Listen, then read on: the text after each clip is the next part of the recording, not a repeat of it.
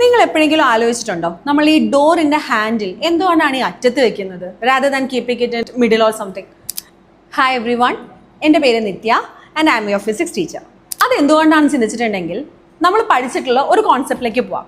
11th നമ്മൾ പഠിച്ചിട്ടുണ്ട് ടോർക്കിനെ കുറിച്ച് അല്ലേ. ടോർക്ക് എന്ന് പറയുന്നത് എന്തായിരുന്നു? ടോർക്കിന്റെ ഇക്വേഷൻ ഒന്ന് ആലോചിച്ച് നോക്കിയേ. ആർ ക്രോസ് എഫ് അല്ലെ, മൊമെന്റ് ഓഫ് ഫോഴ്സ് അല്ലെങ്കിൽ റൊട്ടേഷണൽ ഇഫക്റ്റ് ഓഫ് ഫോഴ്സിനെയാണ് നമ്മൾ ടോർക്ക് എന്ന് പറയുന്നത്. അതുകൊണ്ട് തന്നെ the equation was tau is equal to R cross F, right? അപ്പോൾ അവിടെ നമ്മൾ എടുക്കുന്നത് എന്താ?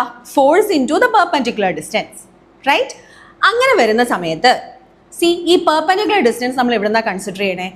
ആക്സിസ് ഓഫ് റൊട്ടേഷനിൽ നിന്ന് ഫോഴ്സ് അപ്ലൈ ചെയ്യുന്ന പോയിന്റിലേക്കുള്ള ഡിസ്റ്റൻസ്, അതിൻ്റെ ഇടയിലുള്ള പെർപെൻഡിക്കുലർ ഡിസ്റ്റൻസ് ആണ് നമ്മൾ കൺസിഡർ ചെയ്യുന്നത് അല്ലേ. അതാണ് ആർ ആയിട്ട് എടുക്കുന്നത്.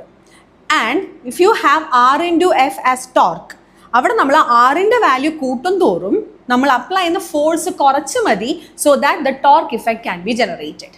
ശരിയല്ലേ? അപ്പോൾ പിന്നെ നമുക്ക് ഏറ്റവും എൻഡിലേക്ക് ഹാൻഡിൽ വയ്ക്കുന്നതല്ലേ നല്ലത്, ശരിയല്ലേ?